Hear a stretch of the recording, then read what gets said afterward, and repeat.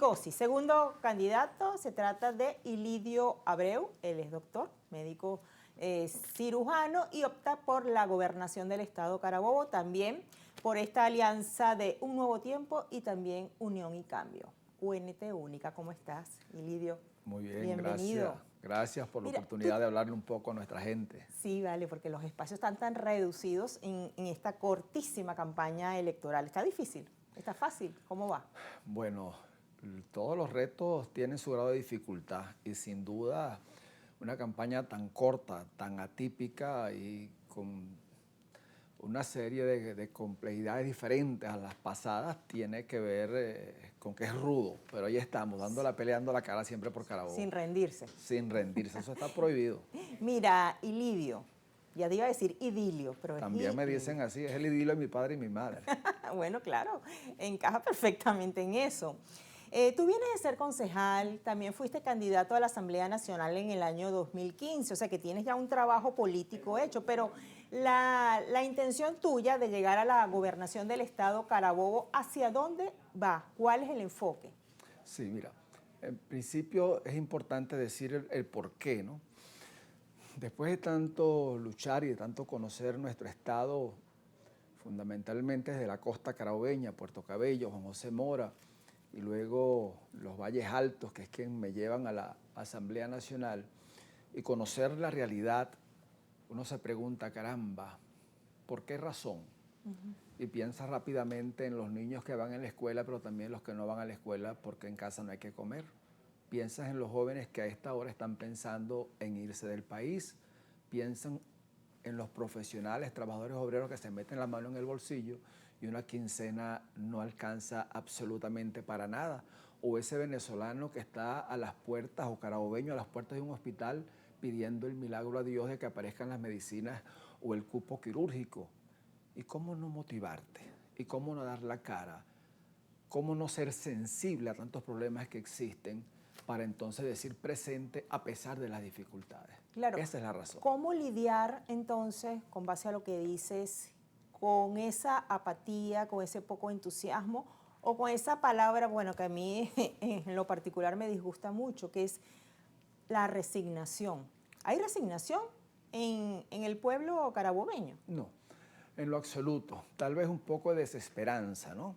Por un tema el cual yo no he evado, que es que lamentablemente hay un dilema en quienes adversamos al Poder Ejecutivo Nacional, que tiene que ver con participar o no participar, que a Dios gracias siento en nuestras calles que la participación va creciendo y que por supuesto hay que defender el voto como una herramienta de lucha de los demócratas. Y algunos preguntan, ajá, el 28, ¿es la mejor manera de reivindicar el 28 de julio del 2024 ejerciendo el derecho al voto? Y cuando empiezas a conversar con la gente, siento que lo sacas de la desesperanza, que sí, eso sí lo hay, un poco de desesperanza, de pensar que bueno, que no hay mucho que hacer, pero finalmente cuando le hablas de las propuestas y sales de lo político y no solamente es la confrontación, que a mi juicio ha sido un error histórico, y empiezas a decir, por ejemplo, ajá, te dije unas razones, pero entonces ¿qué vamos a hacer? Salud. Sí. Sin salud no hay nada. Mira, Y sin educación no hay futuro. Tampoco. Te planteo lo siguiente, y esta pregunta te la hago quizás no como periodista, sino como ciudadana, como vecina. ¿Por qué Carrizo no se unen los candidatos de oposición para enfrentar al candidato de gobierno en la gobernación de Carabobo? Bueno, ya te dije que hay un dilema. Algunos piensan de una forma, otros simplemente estamos convencidos que hay que participar, y algunas otras expresiones que hay también, pues, que se han presentado como candidatos, hay que ver qué realmente le da la patente de ser llamado opositor. Y luego es que lastimosamente, y es una de tantas dificultades que enfrentamos, simple y llanamente hay alianzas que no las permite el Consejo Nacional Electoral. Hay que ser responsable al decirlo ¿Pero cuántos así. candidatos hay a la gobernación de Carabobo? 6, 6. 7. Uno del oficialismo ¿Por y qué el uno del resto. oficialismo? ¿Y por qué no pensar que son 5 del oficialismo y 1 o 2 de la oposición? Tú estás diciendo que los demás tienen una careta. Yo diría que se les cayó la careta en enero del 2019, cuando quienes fuimos electos diputados a la Asamblea Nacional abandonaron el curso que teníamos precisamente de confrontar a quienes están en el poder hoy. O sea, que tú te desvinculaste en el año 19, fue lo de Guaidó compañía. Bueno, ¿Qué postura tenías tú en ese momento? Nosotros estuvimos siempre con el gobierno de Guaidó, el gobierno interino, respetando, por supuesto, a quien piense diferente, te insisto, pero algunos otros salieron ese enero 19 votando por una opción diferente a la que nosotros estamos manteniendo allí, apoyando al gobierno nacional. Entonces, ¿cómo se llaman oposición? Claro. Y no se trata de apoyarlo políticamente, ojo, se trata, las cosas que estén bien se pueden apoyar, pero las que están mal, evidentemente no se pueden aceptar. En esto que estás describiendo de apoyo, división, de que las caretas, las máscaras, si tuviéramos que aplicar la terminología médica, ¿qué diagnóstico haces tú?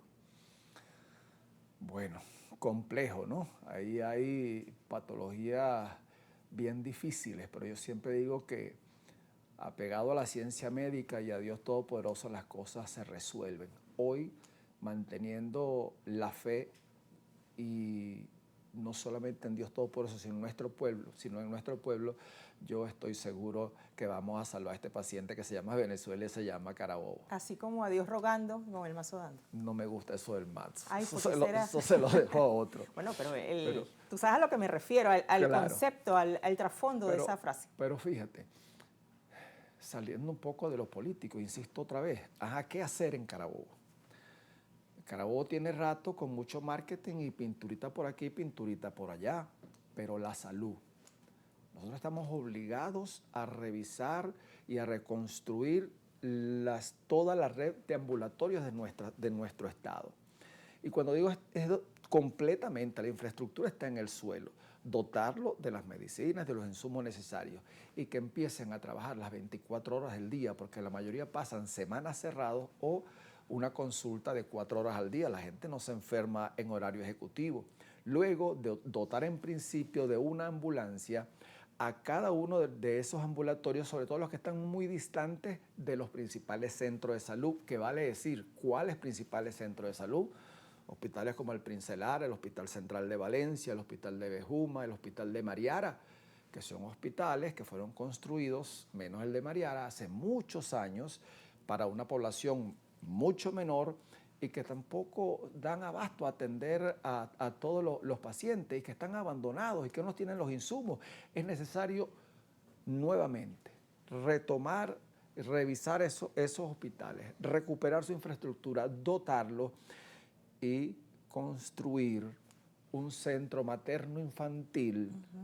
Ojalá que al lado de esos centros hospitalarios, por ejemplo en el caso del Princelar hay mucho terreno al lado, un centro materno-infantil en cada eje, uno en la costa, uno en el oriente, uno en el occidente, en los valles altos, y recuperar un ícono de la democracia, que fue la construcción de la maternidad del sur, que hoy está totalmente abandonada, y que evidentemente, además de recuperar esto y reconstruir y dotar, también tiene que ver con brindar estabilidad laboral y mejor remuneración a todo el personal de salud, desde el obrero, el empleado, el médico, el bioanalista, el odontólogo. Sí, mira, todo lo que dices implica cuantiosos recursos.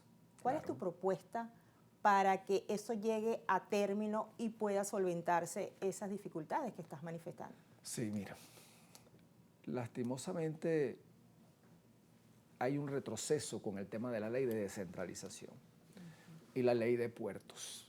Los diputados a la Asamblea Nacional tienen una deuda con nuestro país, que es precisamente revisar esa ley de descentralización y que con la ley de puertos, parte de los recursos que genera ese puerto, por justicia, sean invertidos en el bienestar de los carabobeños. Y desde acá hago un llamado a quienes hoy ocupan el poder en nuestra Venezuela a que entiendan que haber eliminado la ALAE y el FIDE, eso fue un gran error que dejó sin recursos a las gobernaciones, pero además también depende de cómo inviertan los recursos. En Carabobo los recursos están siendo invertidos en chistecitos y en fiestecitas, en picar monte y en pinturitas. Y dicen, caramba, pintamos toda la fachada de estas casas, sí, pero toque la puerta.